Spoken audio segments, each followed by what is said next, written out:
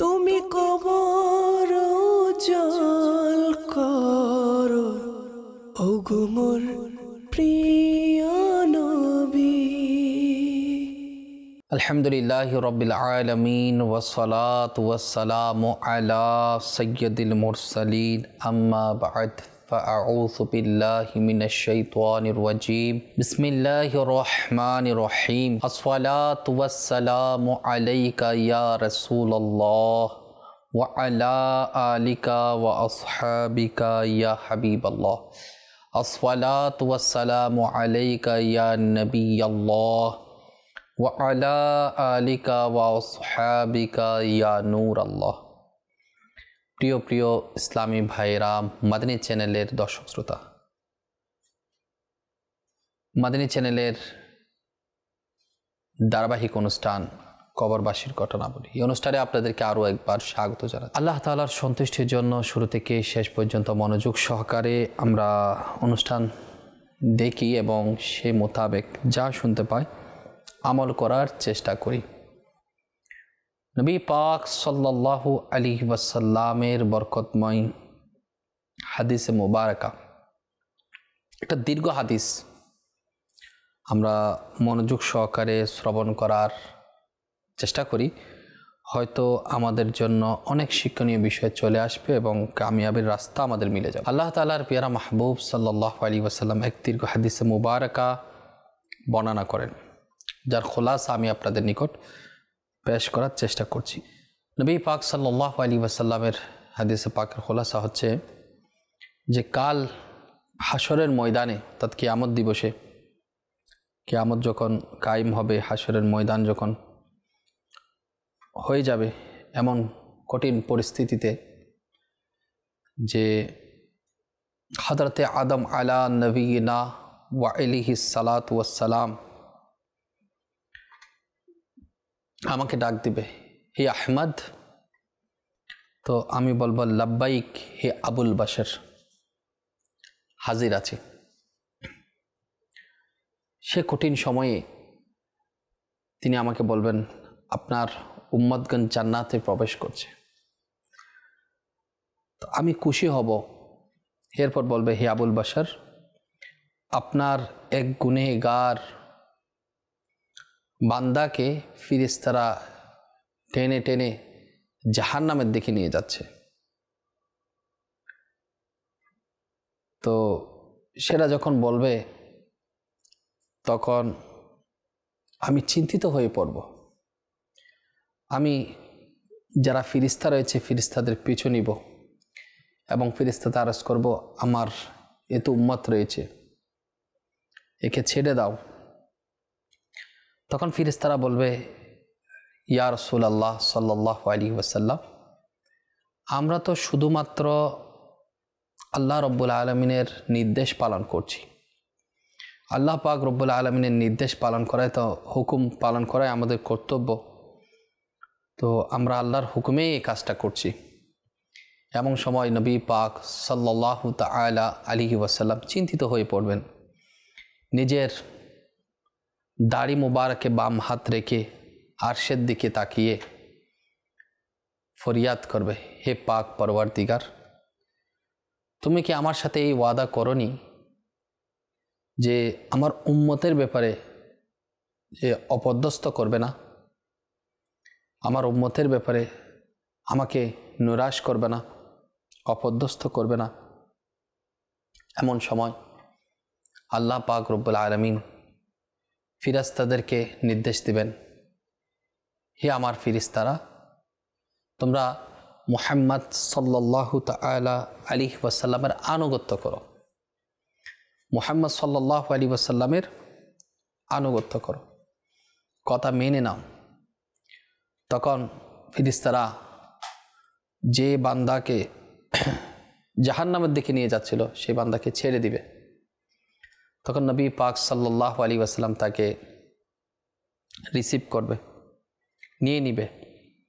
এরপর মিজানের পাল্লার সামনে তাকে নিয়ে যাওয়া হবে। তো তার আমলনামাগুলো পেশ করা হবে। তো মিজানের পাল্লার একটা সিস্টেম হচ্ছে নেকির পাল্লা এবং মন্দ আমলের পাল্লা। যে পাল্লাটা ভারী হবে সেটা উপরের দিকে যায়। দুনিয়াতে পাল্লা ভারী হলে নিচের দিকে আসে, আর ওইটা সিস্টেম হচ্ছে যে পাল্লাটা ভারী হবে, নেকির পাল্লা ভারী হলে উপরে যাবে, কিংবা মন্দের পাল্লা ভারী হলে উপরে যাবে। তো তার আমল নামাগুলো রাখা হবে। এমন সময় সরকার সাল্লাল্লাহু তাআলা আলাইহি ওয়াসাল্লাম নিজের কাছ থেকে একটা কাগজ বের করবে, সেখানে বিসমিল্লাহ বলে সেটা আমলের পাল্লার মধ্যে রাখবে। তো বলা হচ্ছে তখন এই সময়ে, এটা হাদিসে পাক বর্ণনা করছি যার খোলাসাটা, সেই সময় নেকির পাল্লাটা ওর ভারী হয়ে যাবে, উপরের দিকে চলে আসবে। তখন যে ডিউটিরত ফেরেশতারা বলবে, হে অমুক বান্দা, তোমাকে সুস্বাগতম, তোমার নেকির পাল্লা ভারী হয়ে গিয়েছে, তোমার জন্য জান্নাত রয়েছে। এমন সময় সেই বান্দাটা কান্নারত অবস্থায় করুণ সুরে বলতে থাকবে, হে বুজুর্গ, আমি গুনেহগারের উপর আপনি যে দয়া করেছেন, আমার কঠিন পরিস্থিতিতে আমি যখন সাহারা কোনো আশ্রয় পাচ্ছিলাম না, এই নিরাশ্রয়কে যিনি আশ্রয় দান করেছেন, আমাকে যে জাহান্নামের জায়গা থেকে বাঁচিয়ে আপনি আমার জন্য এত বড় উপকার করেছেন, একটু কি বলবেন এই নুরানি বুজুর্গ, আপনার চেহারা তো নুরানি চমকাচ্ছে, আপনি কে আছেন? তখন আপনার আমার নবী রাসূলুল্লাহ আরবি সাল্লাল্লাহু আলাইহি ওয়াসাল্লাম বলবেন, আমি তোমার নবী মুহাম্মদ আরবি সাল্লাল্লাহু তাআলা আলাইহি ওয়াসাল্লাম। তো নবী পাক সাল্লাল্লাহু আলাইহি ওয়াসাল্লাম পরিচয় দিবেন এবং বলবে, এই তোটা তোমার আমল যে তুমি আমার উপর দুনিয়ার মধ্যে দরুদ শরীফ পাঠ করতে, আর সেই দরুদ শরীফের বদৌলতে আজকে তোমার এই দয়া হয়েছে যে নবী পাক সাল্লাল্লাহু আলাইহি ওয়াসাল্লাম একটা কাগজ বের করে বিসমিল্লাহ বলে মিজানের পাল্লায় রেখেছেন। আল্লাহ পাক রব্বুল আলামিনের কেমন স্পেশাল দয়া! নবী পাক সাল্লাল্লাহু আলাইহি ওয়াসাল্লাম কেন বা তাকে রক্ষা করবেন না? ওই ব্যক্তিটা আল্লাহর পেয়ারা মাহবুব সাল্লাল্লাহু আলাইহি ওয়াসাল্লামকে দুনিয়ার মধ্যে স্মরণ করেছে, দুনিয়ার জমিনের মধ্যে নবী পাক সাল্লাল্লাহু আলাইহি ওয়াসাল্লামের উপর দরুদ শরীফ পাঠ করেছে। আসুন আমরা নিয়ত করি সে পেয়ারা মাহবুব সাল্লাল্লাহু আলাইহি ওয়াসাল্লামের উপর দরুদ শরীফ পাঠ করার জন্য। সাল্লু আলাল হাবিব সাল্লাল্লাহু তাআলা আলা মুহাম্মদ সাল্লাল্লাহু আলাইহি। আসলে আমরা গুনাহগার, জানি না আমাদের কি অবস্থা হবে কবরে, হাসরে, পুলসিরাতে, মিজানে। যদি নবী পাক সাল্লাল্লাহু আলাইহি ওয়াসাল্লামের দয়া আমরা পেয়ে যাই তো আমাদের কামিয়াবি মিলে যাবে। জানি না আমাদের অবস্থা কি হবে। ওই গুনাহগার বান্দা যাকে জাহান্নামের ফেরেশতারা টেনে হেসে জাহান্নামের দিকে নিয়ে যাচ্ছিল, ওইখান থেকে নবী পাক সাল্লাল্লাহু আলাইহি ওয়াসাল্লাম বাঁচিয়েছেন, তার উপর দয়া করেছেন। আল্লাহ পাকের ফেরেশতারা নির্দেশ পালন করছিল, ফয়সালা হয়ে গিয়েছিল, আর আল্লাহর নবী সাল্লাল্লাহু আলাইহি ওয়াসাল্লামের দয়া মেহেরবানি কেমন, সে জান্নাতে যাওয়ার সুযোগ হয়ে গেল তার। ওই বিসমিল্লাহ বলাটা, নবী পাক সাল্লাল্লাহু আলাইহি ওয়াসাল্লামের বিসমিল্লাহ শরীফ বলাটা নেকির পাল্লাকে ভারী করে দিয়েছিল। সে নবী পাক সাল্লাল্লাহু আলাইহি ওয়াসাল্লামের কি স্পেশাল দয়া আমাদের উপর। আল্লাহ আমাদের বুঝার তৌফিক দান করুক। জীবনে যতদিন হায়াত থাকবে আমরা নিয়ত করি আল্লাহর মাহবুব সাল্লাল্লাহু আলাইহি ওয়াসাল্লামের তাসকারা, নবী পাক সাল্লাল্লাহু আলাইহি ওয়াসাল্লামের উপর দরুদ ও সালাম পাঠ করতে করতে আমরা ইনশাআল্লাহ আমাদের হায়াত অতিবাহিত করব ইনশাআল্লাহ তাআলা। এমন কিছু আমল আমাদের করা উচিত যে কবরবাসীদের মধ্যে অনেক আযাবের মধ্যে গ্রেফতার হয়, তবে দুনিয়ার মধ্যে এমন কিছু সিস্টেম যদি করে যেতে পারে যে নিয়ম নীতির কারণে তার কবরের আযাব মাফ হয়ে যাবে, সাথে সাথে সওয়াব পৌঁছাতে থাকবে কবরের মধ্যে। তো ইন্তেকালের পর তিনটা বিষয় ছাড়া আর কোনো কিছুই কাজে আসে না। একটা হচ্ছে আমল, ওই এলম যেটা তাকে দুনিয়া এবং আখিরাতের কামিয়াবির জন্য রাস্তা করে দেয়, এলম। আরেকটা হচ্ছে সাদকায়ে জারিয়া, মসজিদ নির্মাণ করে দিল, মাদ্রাসা বানিয়ে দিল, কিংবা নেকির মূলক কাজের মধ্যে সওয়াবের নিয়তে সে সদকা করেছে, সে সদকা থেকে যতদিন পর্যন্ত মানুষ উপকার হবে, উপকৃত হতে থাকবে, ততদিন পর্যন্ত সাদকা জারিয়া জারি থাকবে। এটা যতদিন পর্যন্ত, যদি কিয়ামত পর্যন্ত এমন কিছু করে দিচ্ছে নেকির কাজের সওয়াব রসনি, যেটা তার কবরের মধ্যে আসতে থাকবে। আর হচ্ছে নেক সন্তান। যদি নেক সন্তান রেখে যায়, সে নেক সন্তান তার জন্য দোয়া করবে, তার জন্য ইস্তিগফার করবে। সে নেক সন্তান যদি তার জন্য মাগফিরাতে দোয়া করে, সে নেক সন্তান যদি নেকির কাজ করে, এই সমস্ত সওয়াবগুলো তার কবরে গিয়ে পৌঁছাবে। তো ইলম, সাদকা জারিয়া, নেক সন্তান, এই তিনটা ব্যতীত আর সব কিছু বন্ধ হয়ে যায়। তো এই তিনটাকে মজবুত করার জন্য যা যা করণীয় আমরা করার চেষ্টা করি, এমন এলম অর্জন করি যেটা থেকে ইনশাআল্লাহ আমি তো ফায়দা নিছি, দুনিয়ার মানুষ যারা রয়েছে সবাই ফায়দা লুটাক সেই এলম থেকে, সেটার মাধ্যমে ইনশাআল্লাহ আমার কবরে পৌঁছাবে। আমাদের চেষ্টা করি ইনশাআল্লাহ তাআলা সাদকা জারিয়া করার জন্য, এমন এমন সাদকা করি, খায়রাত করি যেটার মাধ্যমে আমার কবর উপকৃত হবে। এবং আর একটা হচ্ছে নেক সন্তান। নিজের সন্তানকে দুনিয়াদার না বানিয়ে, অনেকে মনে করে দুনিয়ার আরাম আয়েশে সে অনেক টাকা পয়সা কামাবে, অথচ বেশি দুনিয়াবি বানাতে গিয়ে দেখা যাচ্ছে নিজের সন্তান তো নিজে হারাচ্ছে, নিজে হারিয়ে ফেলছে। সন্তান মা বাবাকে দেখছে না, বৃদ্ধাশ্রমে পাঠিয়ে দিচ্ছে, মা বাবার থেকে সংযোগ বিচ্ছিন্ন হয়ে যাচ্ছে। তো ফায়দা কি? এই জন্য নিজেরাই দায়ী। তো নিজেরাই দায়ী হয়েন না, আল্লাহওয়ালা বানান, আল্লাহওয়ালা বানান। আল্লাহ রাসূল সাল্লাল্লাহু আলাইহি ওয়াসাল্লামের গোলামি তাদের মধ্যে যাতে চলে আসে, সে সমস্ত কর্মকাণ্ডের মধ্যে লিপ্ত থাকতে পারে, যে সমস্ত কর্মকাণ্ড করলে আল্লাহ নবী সাল্লাল্লাহু আলাইহি ওয়াসাল্লাম খুশি রাজি হয়। সেজন্য আমরা চেষ্টা করি কাজগুলো অব্যাহত রাখার জন্য, নেকি দাওয়াতে সারা জাগানোর জন্য। যদি ছেলে নেককার হয় ইনশাআল্লাহ দুনিয়া আখিরাতের তরি পার হবে। তো এমন একজন ব্যক্তির ঘটনা শোনাবো, যেটা ঈসা রূহুল্লাহ আলা নবীনা ওয়া আলাইহিস সালাতু ওয়াস সালামের সময়কাল ঘটনা, যেটার বরকতে একজন কবরস্থ ব্যক্তি কবরের মধ্যে আযাবের মধ্যে লিপ্ত ছিল, আর আল্লাহ তাআলা তাকে ক্ষমা করে দিয়েছেন। যেমন হযরতে সাইয়েদানা ঈসা রূহুল্লাহ আলা নবীনা ওয়া আলাইহিস সালাতু ওয়াস সালাম একটি কবরের পাশ দিয়ে যাচ্ছিলেন, দেখতে পেলেন কবরের মধ্যে আযাব হচ্ছে, কঠিন আযাব হচ্ছে। যখন পুনরায় ফিরার পথে ওই রাস্তা দিয়ে অতিক্রম করছিলেন, তখন দেখা যাচ্ছে তার কবরের মধ্যে নূর আর নূর। যে ব্যক্তিটা কিছুক্ষণ পূর্বে আযাবের মধ্যে লিপ্ত ছিল, কঠিন আযাবের মধ্যে গ্রেফতার ছিল, তার কবরের মধ্যে নূর বিচ্ছুরিত হচ্ছে এবং আল্লাহু আকবার, তার কবরের মধ্যে রহমত অবতীর্ণ হচ্ছে। তিনি আলা নবীনা ওয়া আলাইহিস সালাতু ওয়াস সালাম খুবই আশ্চর্যান্বিত হলেন, আশ্চর্যবোধ হলেন যে এই কি ঘটনা, কিছুক্ষণ আগে যাকে আমি দেখেছি কবরের মধ্যে আযাব অবস্থার মধ্যে গ্রেফতার, আর বর্তমানে সে তার কবর নুরানি হয়েছে, নূর বর্ষণ হচ্ছে, রহমত বর্ষণ হচ্ছে। কারণ কি? আল্লাহ তাআলার দরবারে ফরিয়াদ করলেন, হে আল্লাহ, তুমি এর রহস্য সম্পর্কে আমাকে জানান, আপনি যাতে আমি জানতে পাই। ইরশাদ হলেন, হে ঈসা আলা নবীনা ওয়া আলাইহিস সালাতু ওয়াস সালাম, এই ব্যক্তিটি গুনাহের কারণে, এত বেশি গুনাহগার ছিল, গুনাহের কারণে সে আযাবের মধ্যে গ্রেফতার হয়েছিল, সে আযাব পাচ্ছিল। মৃত্যুর সময় তার স্ত্রী সন্তান সম্ভবা ছিলেন, অর্থাৎ তার স্ত্রীর গর্ভের মধ্যে সন্তান ছিল। তার ছেলের জন্ম হলো, আজ তার বাচ্চাটা এতটুকু হয়েছে যে বাচ্চার মা বাচ্চাকে মক্তবের মধ্যে পাঠিয়েছেন। শিক্ষক তাকে বিসমিল্লাহির রহমানির রহিম পাঠ শিক্ষা দিয়েছেন, আর বিসমিল্লাহির রহমানির রহিম পাঠ এর শিক্ষা ওই বাচ্চাটা নিচ্ছে। তো আমার লজ্জা হলো, যে ব্যক্তি অর্থাৎ কবরে আযাবের মধ্যে গ্রেফতার রয়েছে, এই ব্যক্তিকে আমি কিভাবে আযাবের মধ্যে রাখব, আমি কিভাবে শাস্তি দেব, যার সন্তান জমিনের উপরে আমার নাম নিচ্ছে। তার ওই যে সন্তান সম্ভবা ছিল, তখন তো গর্ভাবস্থায় ছিল, ওই বাচ্চাটা গর্ভের মধ্যে ছিল, অথচ বাপ মারা গিয়েছে। আজকে তার স্ত্রী তার সন্তানকে মক্তবের মধ্যে পাঠিয়েছেন আল্লাহ পাক রব্বুল আলামিনের কালাম শিক্ষার জন্য, আর উস্তাদ বিসমিল্লাহির রহমানির রহিম শিক্ষা দিয়েছেন।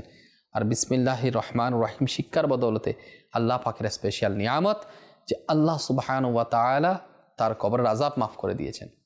আল্লাহ পাকের লজ্জা হচ্ছে, আল্লাহ তাআলা নিজেই বলেন, আমি কিভাবে তাকে আযাব দিব, তার সন্তান তো জমিনের উপরের মধ্যে আমার নাম নিচ্ছে।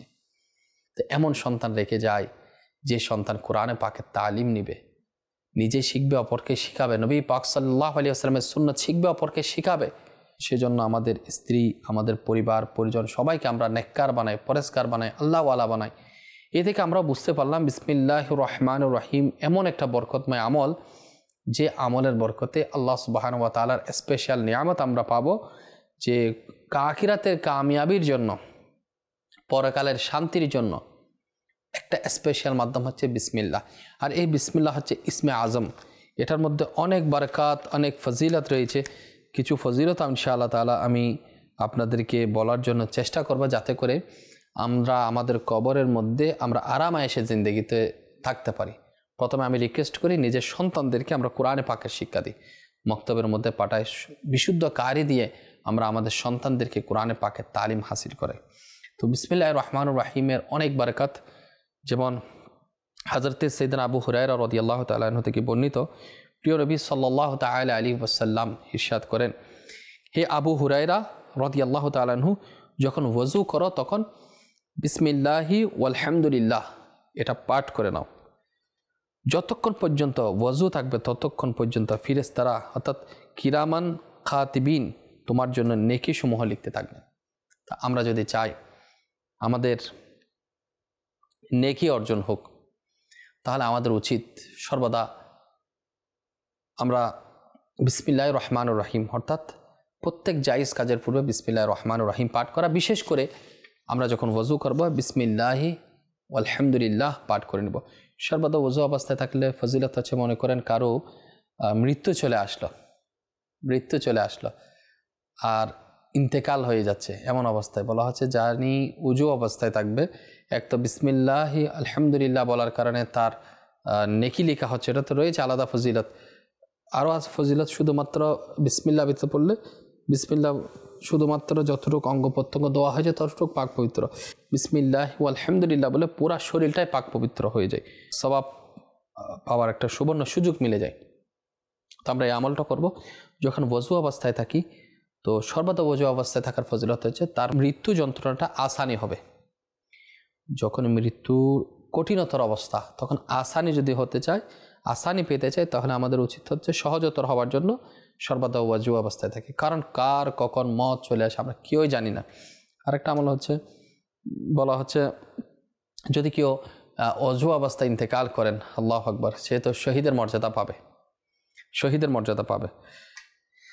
আর যে ব্যক্তি জন্তুর উপর আরোহণ করার সময় বিসমিল্লাহ এবং আলহামদুলিল্লাহ পড়ে নিবে, ওই জন্তুর প্রতিটি কদমের বিনিময়ে অর্থাৎ আমল নামায় ওই যে আরোহী হয়েছে তার আমল নামায় একটি করে নেকি লেখা হবে, যে প্রত্যেকটা কদমের বিনিময়ে। এখন তো আমরা জন্তু, ঘোড়া কিংবা উটের উপর সাবারি হচ্ছে, আমরা এখন বর্তমানে গাড়ির উপর আরোহণ করছি, হেলিকপ্টারে, আমরা বিমানে, লঞ্চে, ট্রেনে, কিংবা আমরা যানবাহনের মধ্যে আমরা বাস, ট্রেন, মোটরসাইকেল আমরা উঠতেছি। তো আমরা চেষ্টা করব বিসমিল্লাহির রহমানির রহিম পাঠ করা নেওয়ার জন্য, ফজিলত এবং বরকত আমরা হাসিল করতে পারবো ইনশাআল্লাহ তাআলা। তো দুনিয়া এবং আখিরাতের কামিয়াবির জন্য, কবরে আরামে থাকার জন্য আমাদের উচিত হবে আমরা পারিবারিক ঝগড়া বিবাদ থেকে যাতে আমরা বিরত থাকি।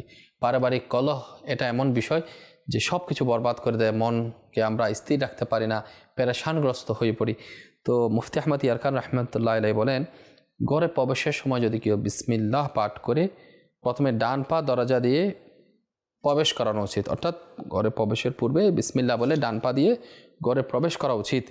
অতঃপর ঘরের বাসিন্দাদেরকে সালাম করা উচিত এবং এরপর ভিতরে যাওয়া, যে আসসালামু আলাইকুম ওয়া রাহমাতুল্লাহি ওয়া বারাকাতুহু সালাম পেশ করে বিসমিল্লাহ বলে ডান পা আগে বাড়িয়ে সালামের সহকারে যে ভিতরে প্রবেশ করা উচিত। যদি ঘরের মধ্যে কেউ না থাকে তখন আমাদের উচিত আল্লাহর প্যারা নবী সাল্লাল্লাহু আলাইহি ওয়াসাল্লামের উপর সালাম পেশ করা। কীভাবে? আসসালামু আলাইকা আইয়ুহান নাবিয়্যু ওয়া রাহমাতুল্লাহি ওয়া বারাকাতুহু। অনেক বুজুর্গরা বলতে দেখা গিয়েছে দিনের শুরুতে ঘরে প্রবেশ করার সময় বিসমিল্লাহির রহমানির রহিম এবং সূরা ইখলাস শরীফ পাঠ করে নিতেন। এতে করে ঘরের একতা থাকে, পরস্পরের মধ্যে ঝগড়া বিবাদ হয় না এবং রুজির মধ্যে অনেক বরকত হয়, যেটা মিরআতুল মানাজিশ ৬ষ্ঠ খণ্ডের ৯ পৃষ্ঠার মধ্যে রয়েছে। তো আমরা যদি চাই যে আমাদের ঘরের মধ্যে কলহ না হোক, ঝগড়া বিবাদ না হোক, পেরেশান না হোক, তাহলে আমরা চেষ্টা করি ঘরের মধ্যে প্রবেশের সময় এই আমলটা করার জন্য। যে প্রথমে আমি আবার বলছি, আমরা বিসমিল্লাহ বলবো, ডান পা দিয়ে প্রবেশ করার চেষ্টা করব, সালাম দেব ঘরের বাসিন্দাদেরকে। আর যদি সালাম যদি কেউ না থাকে তাহলে নবী পাক সাল্লাল্লাহু আলাইহি ওয়াসাল্লামের উপর আসসালামু আলাইকা আইয়ুহান নাবিয়্যু ওয়া রাহমাতুল্লাহি ওয়া বারাকাতুহু বলে আমরা সূরা ইখলাস শরীফ পাঠ করে নেব, ইনশাআল্লাহ তাআলা ঘরের মধ্যে কলহ থাকলে, পেরেশানি থাকলে দূর হবে। আর যখন ঘরে পেরেশানি থাকবে না, আমরা যদি ঝগড়া বিবাদ থেকে বাঁচতে পারি, সর্বদা ওয়াজু অবস্থায় থাকি, বিসমিল্লাহর সহিত নেক কাজসমূহ করতে থাকি, তাহলে এই সমস্ত আমলগুলো আমাকে আপনার কবর জিন্দগির মধ্যে কাজে আসবে। নিজের সন্তানদেরকে যদি আমরা নেককার বানাই, পরিষ্কার বানাই, তো আজকে অনুষ্ঠানের মাধ্যমে আমি রিকোয়েস্ট করব আমরা বিসমিল্লাহর বরকতগুলো বেশি নেওয়ার চেষ্টা করি। এত বেশি লুফেনি খাওয়ার আগে পরে আমাদের প্রত্যেকটা নেক কাজ, যেটা জায়েজ কাজ রয়েছে, না জায়েজ কাজের পূর্বে বিসমিল্লাহ পাঠ করা যাবে না। না জায়েজ কাজ ব্যতীত সমস্ত জায়েজ কাজের পূর্বে বিসমিল্লাহ পাঠ করি, ইনশাআল্লাহ আমার আপনার কবরের মধ্যে সেটা কিন্তু কাজে আসবে। আর আমাদের সন্তান সন্ততি যারা রয়েছে তাদেরকে আমরা চেষ্টা করব আল্লাহ রাব্বুল আলামিনের প্রিয় মাহবুব সাল্লাল্লাহু তাআলা আলাইহি ওয়াসাল্লামের দ্বীনের শিক্ষা দেওয়ার জন্য, সুন্নাতের প্রশিক্ষণ দেওয়ার জন্য। তাহলে ইনশাআল্লাহ দুনিয়া এবং আখিরাতের মধ্যে কামিয়াবি আমাদের নসিব হবে। বিসমিল্লাহির রহমানির রহিম ব্যতীত যদি আমরা কাপড় চোপড় যদি আমরা কি করি, পরিধান করি, কিংবা আমরা ড্রেসটা খুলে রাখছি, পাগড়ি বলেন, জুব্বা বলেন, সব কিছু আমরা খুলে এক জায়গায় রেখে দিই কাপড় চোপড়, তো বিসমিল্লাহ ছাড়া যদি রাখা হয় তো এটার লস হচ্ছে, লোকসান হচ্ছে। ওই কাপড়গুলো, ওই জিনিস দ্রব্যাদি জিনেরা ব্যবহার করে। যদি আমরা যদি চেষ্টা করি রাখার সময় বিসমিল্লাহির রহমানির রহিম পাঠ করে রাখি, তাহলে জিনদের হাত থেকে আমাদের কাপড় চোপড় সব কিছু নিরাপদের মধ্যে থাকবে। ঘরে প্রবেশের সময় অনেকে বিসমিল্লাহ পড়ে না, তো যার ধরুন কি হয়, পুরা ঘরের মধ্যে শয়তান প্রবেশ করে। তা আমরা চেষ্টা করব নিজেরাই, যারা শুনতে পাচ্ছি, আমরা নিজের ঘরকে পাক পবিত্র রাখার জন্য ইনশাআল্লাহ তাআলা আমরা বিসমিল্লাহর ব্যবহার বাড়িয়ে দেব। ছোট ছোট বাচ্চাদেরকে আমরা বিসমিল্লাহ শিখাই, এবং এই সমস্ত শিক্ষাগুলো দ্বারা আমাদের মুরব্বী মারা গিয়েছেন, হয়তো আপনি, আপনার স্ত্রী, আপনার পরিবার পরিজন রয়েছেন, কিন্তু আপনার বাবা নেই, মা নেই, দাদা দাদি যারা ইন্তেকাল করেছেন, এই বাবু যে পড়তেছে বিসমিল্লাহ, এটার সওয়াব রাসেন এটা করতে থাকেন কবরস্থ ব্যক্তির জন্য, ইনশাআল্লাহ তার কবরের আযাব যদি থাকে, ইনশাআল্লাহ ইনশাআল্লাহ ইনশাআল্লাহ কবরের আযাব মাফ হয়ে যাবে। বা আপনি বললেন যে আমার মা বাবার মাগফিরাত হোক, যদি বাচ্চা বলে আমিন, আল্লাহ কবুল করো, আমিন, তো ছোট্ট বাচ্চা, এর দোয়া, এর ফরিয়াদ আল্লাহ রাব্বুল আলামিন কবুল করবেন। তো চেষ্টা করবেন নেকির মহলগুলো বানানোর জন্য, নিজের পরিবার পরিজনকে, যে নেক সন্তান, নেক ওয়ালাদ যদি আমরা রাখতে পারি, ইনশাআল্লাহ আমাদের কবরের মধ্যে সেটা আমাদের জন্য সদকায়ে জারিয়া হবে। সদকা জারিয়া বলতে সদকায়ে জারিয়ার আমল রয়েছে, সেটা আমাদের জন্য নেক সন্তানগুলো আমাদের জন্য যখন সওয়াব রাসানি করবে, ইনশাআল্লাহ কবরের মধ্যে আমরা আরামে থাকতে পারবো। আল্লাহ পাক আমাদেরকে নেক সন্তান নসিব করুক, দুনিয়া এবং আখিরাতের মধ্যে কামিয়াবি নসিব করুক। আল্লাহ পাক আমাদেরকে কবরের জিন্দেগিতে আল্লাহ রাসূল সাল্লাল্লাহু আলাইহি ওয়াসাল্লামের গোলামি হিসেবে যাতে আমরা প্রবেশ করতে পারি, সে তৌফিক আল্লাহ আমাদেরকে দান করুক। দাওয়াত ইসলামের সাথে মাদানী কাফেলায় সফর করুন।